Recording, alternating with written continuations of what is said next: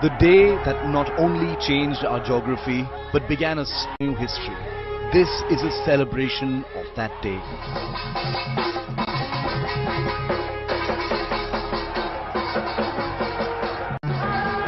A day when Indians could cry Bharat Mata Ki Jai without fear of punishment. This is a celebration of that day.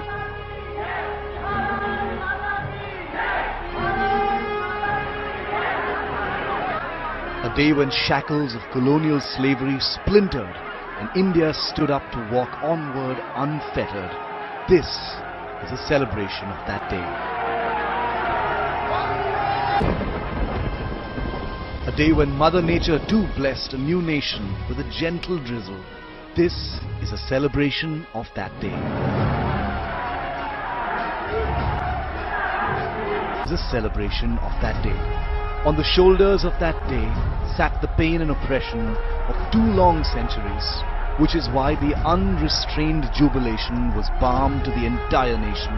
A day of our triumph, a day of national pride in the purest sense, a day of conviction and grit. It was India's day. An unforgettable day, yet one we know so little about. A country that had forgotten how to celebrate was suddenly in a state of ecstasy. You're about to relive that day and watch unseen images of that celebration. You'll hear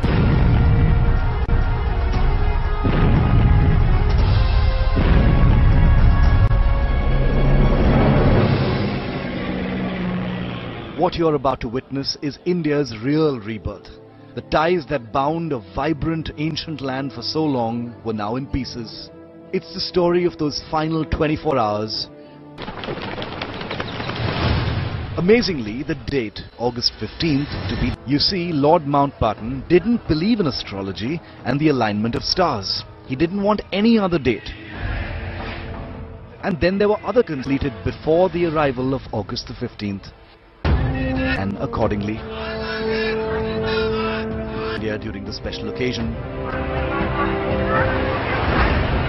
that all cinemas across the country would hold free screenings of the event for citizens on August the 15th, and that every school-going child be offered sweets and a freedom medal.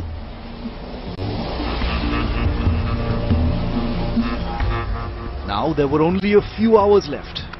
After that, the earth beneath us and the skies above would be free. The end of a 190-year-long rule of oppression and slavery was in sight. It was time for that proverbial tryst with destiny. Stubbornly over Delhi that day, it seemed as if they too were waiting eagerly for that historic moment. They were preparing to thunder and pour down to welcome a newborn, an epic, atmospheric celebration of India's reincarnation. Leaders hugged each other in jubilation. It was raining from above, and nearly every eye was wet with emotion on the ground. Refugees who and Mahatma Gandhi Zindabad chants echoed across the skies over a place that would later be named Vijay Chowk.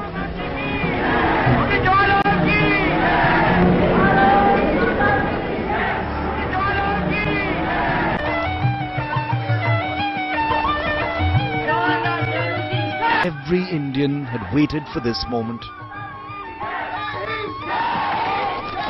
None of us now can imagine the mix.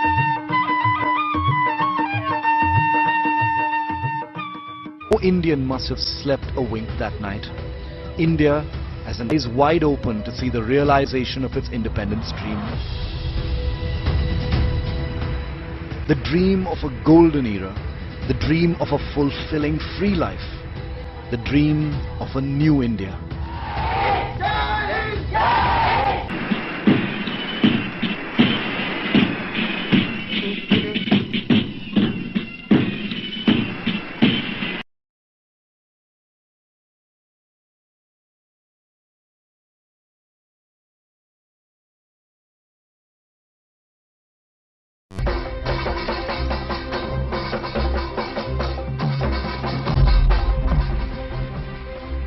was a public celebration on August the 15th, 1947, and anyone could come.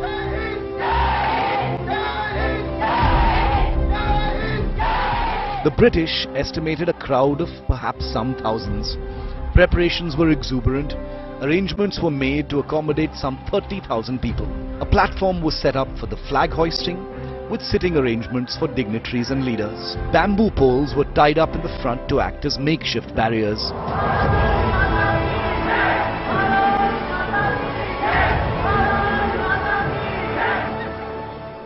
Bands were summoned in for music and singing. A second platform was built alongside the flag hoisting podium. The stands had designated seats for VIPs. The ceremony was scheduled to start that evening.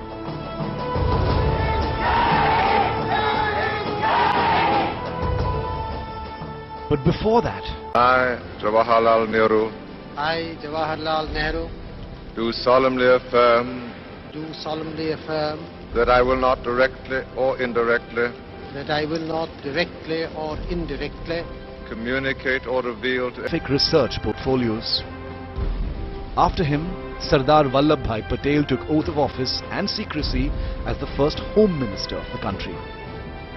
I, Vallabhbhai Patel, do solemnly affirm interest be supreme and let political and ideological differences be set aside, he said. And that's precisely what happened. Baba Saheb Bhimrao Ambedkar became the first Law Minister of independent India. Shyama Prasad Mukherjee became the country's first Industry Minister. The cabinet had Shanmugam Chetty of the Justice Party as well as Rafi Ahmed Kidwai of the Kisan Mazdoor Praja Party.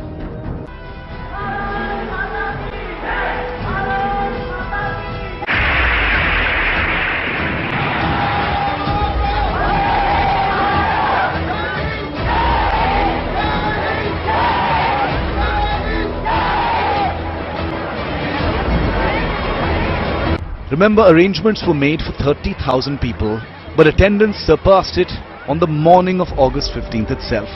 Officials in charge of the arrangements looked helpless as the number of people what had been prepared for. By now it became difficult to keep count. It was pointless because they just kept coming. Put the number of people coming in for the celebrations at over 500,000. That's over 16 times what was expected. And the day remained like that in entirety. Emotions and preparations were beyond control. People were squeezed tightly.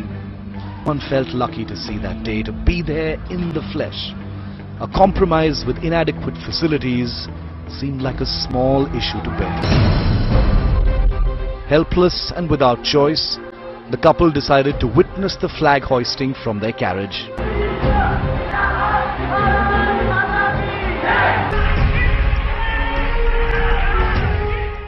India's pride made up 6 p.m. on August the 15th, 1947.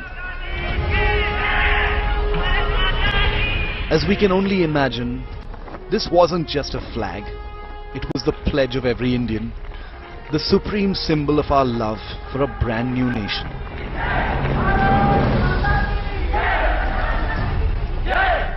Because when India's first Prime Minister Nehru unfurled the tricolour for the first time, with loud exultations of Bharat Mata Ki Jai.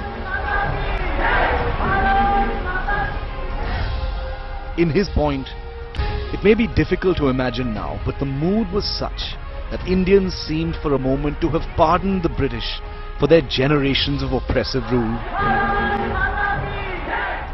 Mountbatten was surprised in its crown, but the tides of Indian sentiment witnessed on August the 15th, 1947 at Prince's Park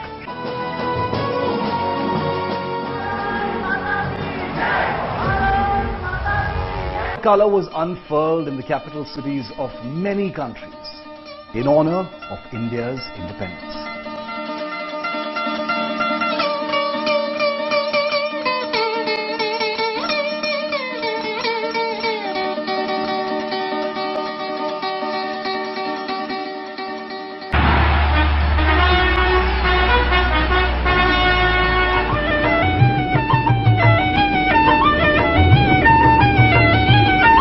Prime Minister Nehru unfurled the tricolour from the Red Fort the next day, August the 16th, 1947.